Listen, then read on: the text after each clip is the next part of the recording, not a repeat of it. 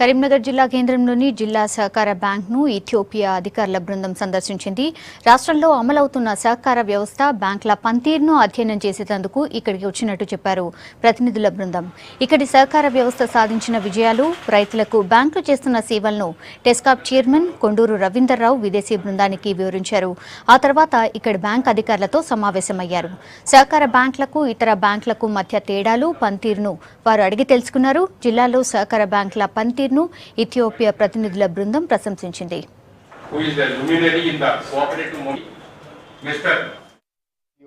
Africa ఖండం నుంచి Ethiopia అనే దేశం నుండి సహకార వ్యవస్థలో పనిచేస్తున్న వారి స్టేట్ హెడ్స్తో పాటు వారి జిల్లా కానీ లేకుంటే రాష్ట్రాల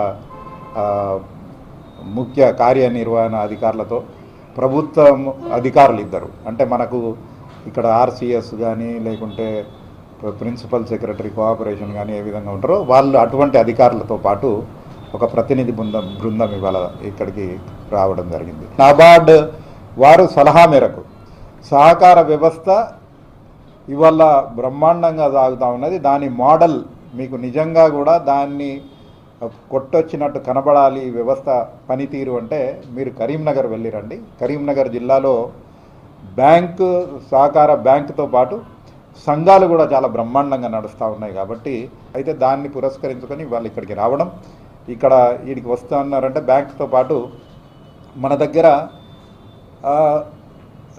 ముల్కనూరుకు కూడా ధీటుగా ఎక్కడ కూడా తగ్గని తీసిపోని ఒక సొసైటీ గట్టుదుద్దనపల్లి మన పక్కనే, కరీంనగర్ పక్కనే ఉంది కాబట్టి గట్టుదుద్దనపల్లిని కూడా వారు ఇవాళ వెళ్ళి పరిశీలించారు.